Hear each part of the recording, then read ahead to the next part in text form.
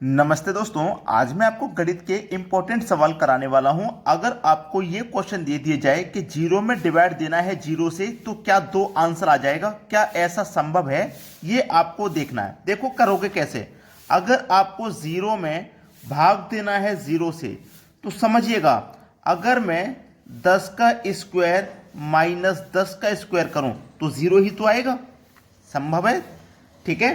अगर मैं 100 में से -100 करूं तो ये वाला जीरो आएगा।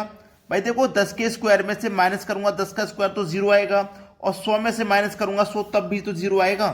अब देखो, ये एक फॉर्मूला बनता है ए स्क्वायर माइनस बी स्क्वायर, है ना। ए स्क्वायर माइनस बी स्क्वायर का ये फॉर्मूला है। अब ये कितने के बराबर होता है? ए plus B into A minus B के ये बराबर होगा। इतना तो क्लियर हो गया ना। चलिए a प्लस बी कर दीजिए। a कितना है आपका 10 और b है आपका 10, तो दोनों को जोड़ दो। a प्लस बी 10 और 10 20 हो जाएगा, ठीक है। क्लियर है ना। फिर क्या कर देना है, गुना में a plus B into A minus B, यानी कि 10 में से 10 को घटा देंगे तो ये तो जीरो आ जाएगा, शून्य आ जाएगा। तो यहां पे 20 ही रहा। क्लियर है ना इतनी बात। अब देखिएगा, ये जो नीचे है ये क्या है? 100 माइनस 100 है, यही तो है। 100 माइनस 100। अब देखो, इस 100 माइनस 100 को क्या लिख सकते हो? अगर मैं इस 100 का वर्गमूल करूं तो 10 आएगा, और इस 100 का वर्गमूल करूं तो 10 आएगा। तो ये 10 माइनस 10 हो गया। ये भी 10, ये भी 10। अगर दोनों में से 10 आपका कॉमन आ जाए बाहर, दोनों में से 10 आपका बाहर कॉमन आ जाएगा, तो ये 10 से 10 कट जाएगा, तो यहां पे 10 बचा। अब 10 से मैं 20 को कटा दूंगा तो आंसर 2 आ जाएगा, ठीक है। ये संभव है, 2 आ सकता है, ये संभव है। अब देखते हैं अगला सवाल। अगला सवाल है x प्लस वाई बटे में x माइनस वाई बराबर 13/9, तो x अनुपात y हमको बताना है। देखो, ऐसा सवाल कभी भी आ जाए तो आपको परेशान नहीं होना है, आपको x अनुपात y बता देना है। तो कैसे बताते हैं? ये जो संख्या है ना, एक बार तो इनको जोड़ दो, 13 और 9 कितना हो जाएगा? 22। एक बार इनको घटा दो, 13 में से 9 घटा देंगे कितना आएगा? 4। तो ये हो गया 22 अनुपात 4। अगर ये किसी संख्या से कट के छोटा हो सकता है तो कटा लीजिए। 2 से कटाऊंगा 11 बार में, 2 से कटाऊंगा 2 बार में, आंसर आ जाएगा 11 अनुपात 2। ये आपके सवाल का बिल्कुल सही जवाब है। तो ऐसा सवाल अगर आए तो 5 सेकंड से ज्यादा का वक्त मत लगाना करने में, देखो और आंसर कर दो। अब देखते हैं अगला सवाल। अगला सवाल है 25% का वर्गमूल क्या होगा? 25% का वर्गमूल। देखो, 25% का हमको वर्गमूल बताना है, तो वर्गमूल वाला साइन इसके ऊपर हमको लगाना पड़ेगा, ठीक है। अब देखो, इस 25 को लिखेंगे हम, और प्रतिशत का मतलब होता है बटे में 100, और इसके ऊपर वर्गमूल वाला साइन लगाना है। अब 25 का वर्गमूल हो जाएगा 5, और यहाँ पे 100 का वर्गमूल हो जाएगा 10। 5 1 कम 5 कटा लो, 5 दूनी का 10, मतलब 1/2। 1/2 का मतलब आधा, आधा का मतलब 10/5, यानी कि पहला ऑप्शन बिल्कुल सही जवाब है। अब देखते हैं अगला सवाल। अगला सवाल है 2 की पावर 20 प्लस 2 की पावर 20 प्लस 2 की पावर 20 प्लस 2 की पावर 20। इसको देखो आसान तरीके से कैसे करोगे। 2 की पावर 20 को कॉमन ले लो, 2 की पावर 20 आ गया। अब ये कितनी बार लिखा हुआ है? 4 बार लिखा हुआ है, इंटू 4 कर दीजिए, ठीक है।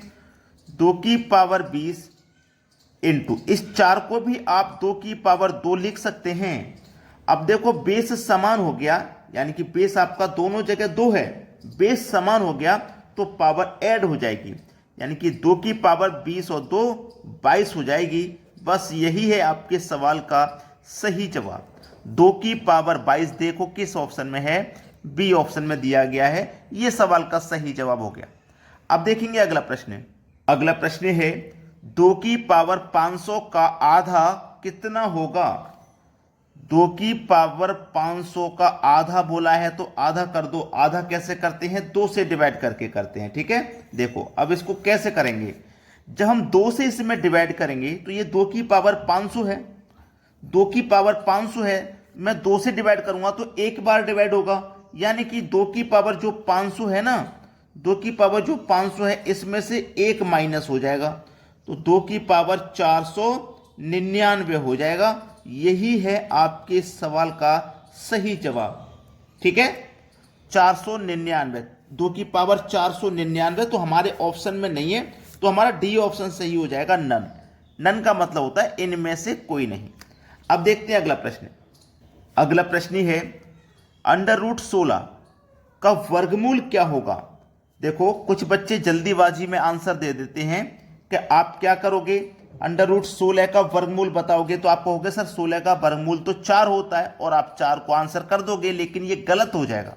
देखो हमारे पास वर्गमूल का साइन तो पहले से है, हमको वर्गमूल पूछा है तो एक और वर्गमूल का साइन लगाना पड़ेगा। जैसे मान लो हमारे पास वर्गमूल 16 तो दिया गया है, इसका भी वर्गमूल बताना है, इसका भी वर्गमूल बताना है, तो इसका भी वर्गमूल बताना है, तो इसके ऊपर अलग से वर्गमूल का साइन लगाना पड़ेगा। तो सबसे पहले इस वर्गमूल को सॉल्व करिए तो 16 का वर्गमूल 4 आ जाएगा। अब इसके ऊपर वर्गमूल ये वाला लगेगा, तो 4 का वर्गमूल 100 करिए तो आंसर आ जाएगा आपका 2। बात क्लियर हो गई। 2 आपके सवाल का बिल्कुल सही जवाब हो गया। अब देखेंगे अगला सवाल। अगला सवाल है 7 और 112 के मध्यानुपाती ज्ञात कीजिए। मध्यानुपाती निकालने का एक फॉर्मूला होता है, और वो फॉर्मूला होता है पी स्क्वायर बराबर, ठीक है, पी स्क्वायर बराबर है, मतलब हमको मध्यानुपाती निकालना है तो हमें पी निकालना है। अब देखो यहाँ पे करना क्या, 7 और 112 है, ठीक है, तो आप 7 और 112 का गुना कर लो, यानी कि 112 गुने 7, जो बड़ी संख्या मैंने पहले लिख ली, पी स्क्वायर बराबर। अब मैं इस 112 को क्या लिख सकता हूँ, 16 गुने 7 112 होता है, और गुने में 7 है, ठीक है, तो P बराबर 16 गुने 7 गुने 7। अब मैं इस स्क्वायर को इधर लेके जाऊंगा, मैंने यहाँ पे नहीं लिखा, इधर लेके जाऊंगा तो इधर आके वर्गमूल का साइन लगेगा।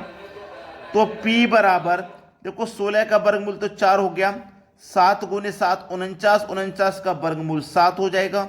तो हमारा P की वैल्यू कितनी आ गई, हमारे पास P की वैल्यू होगी 4 सत्ते 28। ये सवाल का सही जवाब हो जाएगा 28, और ये दिया गया हमारे सी ऑप्शन। क्लियर है। अगर आपने अभी तक वीडियो को लाइक नहीं किया है तो सभी बच्चे वीडियो को लाइक करें और दोस्तों में जरूर शेयर कर दें, ताकि जो भी बच्चे अगले महीने से एनटीपीसी ग्रुप डी का एग्जाम देंगे, क्योंकि नवंबर में ग्रुप डी का टेस्ट होने वाला है, ग्रुप डी की जितनी बच्चे तैयारी कर रहे हैं सभी के पास वीडियो को शेयर कर दीजिए।